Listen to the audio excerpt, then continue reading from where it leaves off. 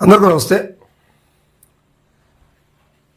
ప్రకాశం జిల్లా అంటే ఉమ్మడి ప్రకాశం జిల్లా, ప్రస్తుతం మార్కాపురం జిల్లాలో ఉన్నటువంటి కనిగిరి నియోజకవర్గం, నెల్లూరులో పడి ప్రకాశంలో ఉండి ఎట్టకేలకు మరలా ప్రకాశంలోకి విలీనం కాబడినటువంటి నియోజకవర్గం కందుకూరు నియోజకవర్గం.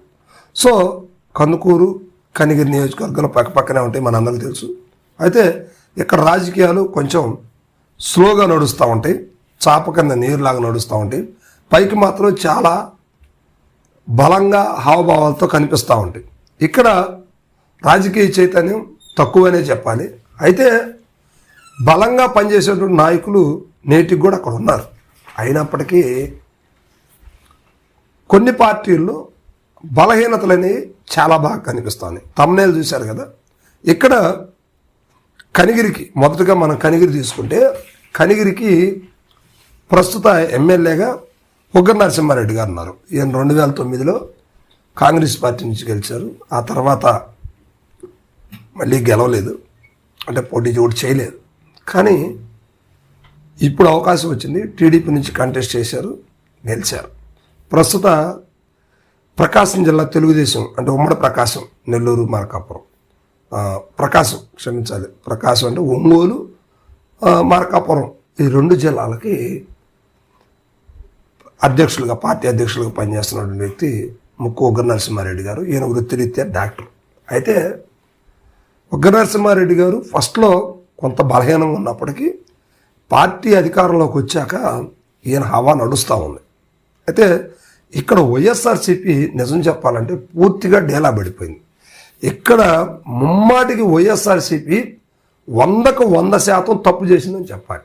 ఎందుకంటే బలమైనటువంటి బీసీ సామాజిక వర్గ నేత, గెలిచి ఉన్నటువంటి నేత, స్థానికుడు అయినటువంటి బుర్రా మధుసూదన్ యాదవ్ గారు 2019లో ఇక్కడ గెలవటం జరిగింది. సో ఈయనకు తిరుగులేదు, ఈయన స్థానికుడు అయ్యాక ఇక్కడ పాతుకుపోతాడు అని అనుకున్న టైంలో జగన్మోహన్ రెడ్డి గారి ప్రయోగాలు పార్టీకే కాదు, ప్రతి నియోజకవర్గంలో కూడా, వ్యక్తిని మార్చినటువంటి ప్రతి నియోజకవర్గంలో కూడా, క్యాండిడేట్ను మార్చిన ప్రతి నియోజకవర్గంలో కూడా వైఎస్ఆర్సీపీకి దెబ్బ మీద దెబ్బ పడింది. సో మనం చూసిన 24 ఎన్నికల్లో చాలా దారుణంగా ఓటమి పాలయ్యారు కదా. ఇక్కడ బలంగా ఉన్నటువంటి మధుసూదన్ యాదవ్ గారిని కనిగిరి నుంచి కందుకూరు పంపించడం జరిగింది. కందుకూరులో బలమైన బీసీ సామాజిక వర్గం నేతలు లేరా? ఎందుకు ఇలాంటి నిర్ణయాలు తీసుకోవటం వల్ల జగన్మోహన్ రెడ్డి గారికి ఏం ఒరిగింది అనేది అప్పటి టైంలో చాలా బాగా వినిపించాయి. సో ఇప్పుడు కూడా అది కోలుకోలేని దెబ్బే వైఎస్ఆర్సీపీకి. సో ఇక్కడ ఒక వ్యక్తి, మంచి వ్యక్తి, సామాన్యుడు, ఒక జడ్పీటీసీగా ఉన్నటువంటి వ్యక్తిని, నారాయణ యాదవ్ గారిని ఇక్కడ వైఎస్ఆర్సీపీ టికెట్ ఇచ్చి పోటీ చేయించింది. దారుణాతి దారుణంగా ఘోరంగా ఓటమి పాలయ్యారు. సో ఇది ఓడిపోతారని ముందుగానే ఎక్స్పెక్ట్ చేసింది ఒక రకంగా. కానీ వైఎస్ఆర్సీపీ అనుకోని విధంగా పొరపాట్లు చేసింది. సో ఇప్పుడు జరిగిపోయిన పొరపాటును మనం ఏం చేయలేం. కానీ నెక్స్ట్ ఎన్నికలకైనా ప్రిపేర్ అవ్వాలి కదా. ఇప్పటికి కూడా అక్కడ వైఎస్ఆర్సీపీ కేడర్ బలహీనంగానే ఉంది. ఇప్పటికీ వైఎస్ఆర్సీపీ యాక్టివిటీ అక్కడ తక్కువగానే నడుస్తూ ఉంది. ఏదో నామమాత్రాన కార్యక్రమాలు నడవటం. జగన్మోహన్ రెడ్డి గారు ఆ ఏరియాకి వెళ్ళి కనీసం కన్నెత్తి చూసిన దాఖలాలు లేవు. పార్టీని గాలికి వదిలేసిన పరిస్థితి ఉంది. ఇలాంటి పరిస్థితుల్లో ఉన్నటువంటి వ్యక్తి తెలుగుదేశం పార్టీ నుంచి జిల్లా అధ్యక్షుడిగా పనిచేస్తున్నాడు. పాతుకుపోకుండా ఎలా ఉంటారు? వైఎస్ఆర్సీపీ నెక్స్ట్ అక్కడ పైకి లెగుస్తుందా? ఆలోచించండి. వైఎస్ఆర్సీపీ కేడర్ ఉన్నా కూడా, ఉన్నటువంటి కేడర్ను కూడా అధినాయకత్వం ఎప్పుడైతే పట్టించుకోకుండా చేజాస్తుందో ఖచ్చితంగా అక్కడ రాజకీయం కుంటుపడిపోయే పరిస్థితి ఉంది. అలాంటప్పుడు నువ్వు ఎన్ని జాకీలు పెట్టి లేపినా కూడా అది లేసే పరిస్థితి ఉండదు. ఆలోచించాలి. సో మధుసూదన్ గారు వద్దంటే బలవంతాన కందుకూరు పంపించడం, ఇక్కడ నారాయణ యాదవ్ గారిని తీసుకురావటం, ఓటమికి అప్పుడే అక్కడ ఓటమి కనిపించింది. కానీ వైఎస్ఆర్సీపీకి ఇంకా అర్థం కావట్లేదు. ఇంకా అదే పందాలు నడుస్తూ ఉంటే ఎవరేం చేయలేరు. మళ్ళీ అదే నష్టాన్ని చూడాల్సిన పరిస్థితులు కనిపిస్తూ ఉంటాయి. సో ఇప్పుడు మధుసూదన్ యాదవ్ గారు కందుకూరు వెళ్ళారు. కందుకూరులో ఆయనకి పక్క నియోజకవర్గం అయినప్పటికీ నాన్ లోకలే కదా.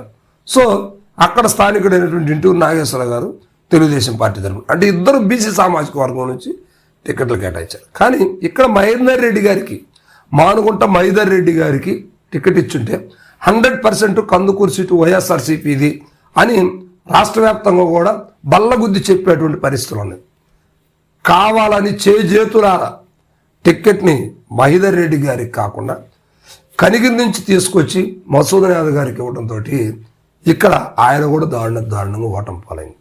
ఒక సామాన్యుడు రాజకీయ అంటే తెలియనటువంటి వ్యక్తి ఎట్ ఎ టైం రావటం, పార్టీలో చేరటం, పోటీ చేయటం, గెలవటం చేశాడు ఇంటూరు నాగేశ్వరరావు గారు. దీనివల్ల ఎవరికి లాస్ అవుతుంది? వైఎస్ఆర్సీపీ నష్టపోవటం లేదా? ఆలోచించాల్సిన పని లేదా? ఇప్పుడైనా కందుకూరులో మధుసూదన్ యాదవ్ గారు ఇష్టం లేని పెళ్లి జరిగిన సామెతలాగా ఆయనకు ఇష్టం లేకుండా అక్కడ యాక్టివిటీ చేస్తున్నారనే మాటలు వినిపిస్తూ ఉన్నాయి. ఇప్పటికి కూడా నేటికి అదే పరిస్థితి జరుగుతూ ఉంది. ఆయన్ని మరలా కనిగిరి పంపించేసి కందుకూరులో మరో కొత్త నాయకత్వానికి పెత్తనం అప్పచెప్పటమా, లేకపోతే పాత నాయకుడైనటువంటి సీనియర్ నాయకుడు మాజీ మంత్రి అయినటువంటి మానుగుంట మహిదర్ రెడ్డి గారికి మళ్ళా అవకాశం కల్పించడమా, ఏదో చేయాలి కదా. అంటే ఎన్నికల సమయానికి అప్పటికప్పుడు రెడీమేడ్గా ఇన్స్టెంట్ కాఫీ లాగా చేసుకుంటే మళ్ళీ ఇంకొకసారి వైఎస్ఆర్సీపీ దెబ్బతినాల్సిన అవకాశం ఉంటుంది. ఇప్పటికైనా ఆలోచించుకోవాలి. సో కనిగిరి కందుకూరు రాజకీయాల్ని చేతులారా కాజేసుకున్నటువంటి వైఎస్ఆర్సీపీ 2029 ఎన్నికల్లో ముందస్తుగా తన తెలివితేటలతోటి తన క్యాడర్ని ప్రయోగించుకొని గెలవటానికి ఎటువంటి ఎత్తులేస్తుంది ఒక్కసారి ఆలోచించండి. కామెంట్ చేయండి.